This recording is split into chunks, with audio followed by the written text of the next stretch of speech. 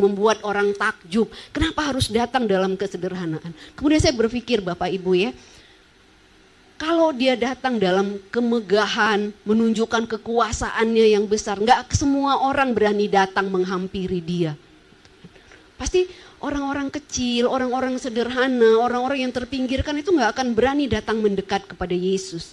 Tapi karena dia datang dalam segala kesederhanaan gitu ya, dia nggak memberi jarak antara dia dengan orang-orang. Akhirnya siapapun berani datang menghampiri Tuhan gitu. Orang yang kaya, pemuka agama, ya kan, orang-orang yang terbuang, orang-orang yang tersingkirkan, orang-orang yang nggak dianggap di tengah-tengah masyarakat, mereka semua berani datang mendekat kepada Yesus gitu.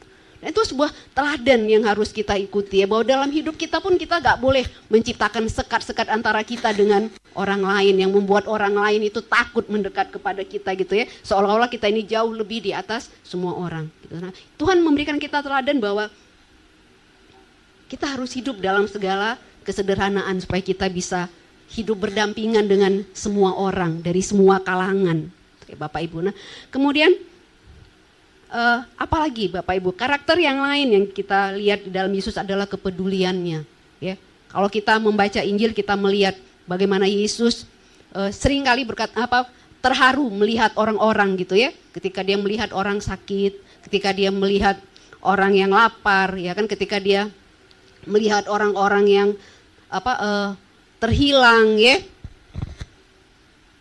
dia peduli gitu kan. Itu sebabnya dia menyembuhkan. Kemudian kita lihat ketika orang-orang banyak mengikuti dia suatu ketika kan, dia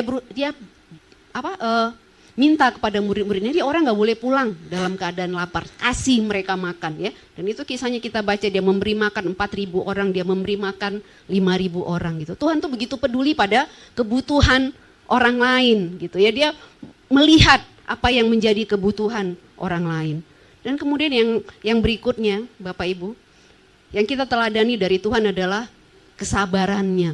Gitu ya, kita melihat bahwa ketika dia dihina, ketika dia dicaci maki, ketika dia diolok-olok, dia tidak membalas gitu kan, tapi dia memilih untuk mengampuni, bahkan dia memilih untuk mendoakan orang-orang yang memperlakukan dia dengan tidak semestinya gitu. Nah, kalau kita membaca Bapak Ibu di dalam Filipi pasal 2 ayat yang ke 2 sampai ke 5 ya.